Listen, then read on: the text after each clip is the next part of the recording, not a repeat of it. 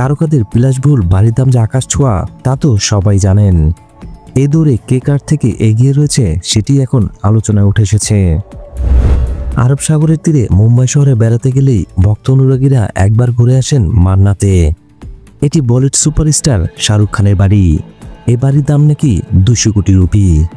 এ তালিকা রয়েছে অমিতাভ বচ্চনের বাড়ি জলসাও। প্রতিদিন যে বাড়ির সামনে ভিড় জমান হাজারো ভক্তরা।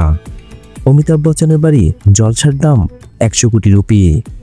মূল্যের মাপকাঠিতে শাহরুখ খান আর অমিতাভকে অনেকটা পিছনে ফেলে দিয়েছেন বলিউডের অন্য এক তারকার বাড়ি।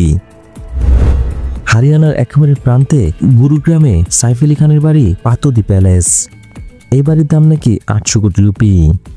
এই বাড়িতে স্ত্রী কায়না কাপুর খান আর 2 ছেলে তৈমুর আর জেহেরের সঙ্গে প্রায় সময় কাটান সাইফ আলী খান। ভারতের সাবেক ক্রিকেটার নবাব ইফতেখার আলী খান পদ্ধতি বানিয়েছিলেন পদ্ধতি প্যালেস।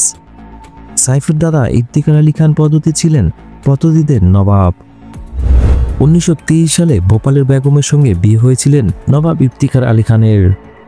সে সময় তিনি ভেবেছিলেন তাদের পুরনো বাড়ি তার বেগমের থাকার উপযুক্ত নয়, তাই এই পদ্ধতি প্যালেস তৈরি করেছিলেন তিনি। উত্তরাধিকার সূত্রে বর্তমানে এই প্যালেসের মালিক সাইফ আলী খান আর তার পরিবার।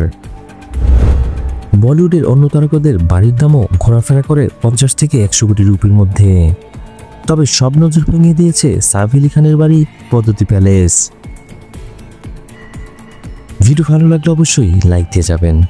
পরবর্তী ভিডিওগুলোর জন্য অবশ্যই চ্যানেলটি সাবস্ক্রাইব করে রাখবেন।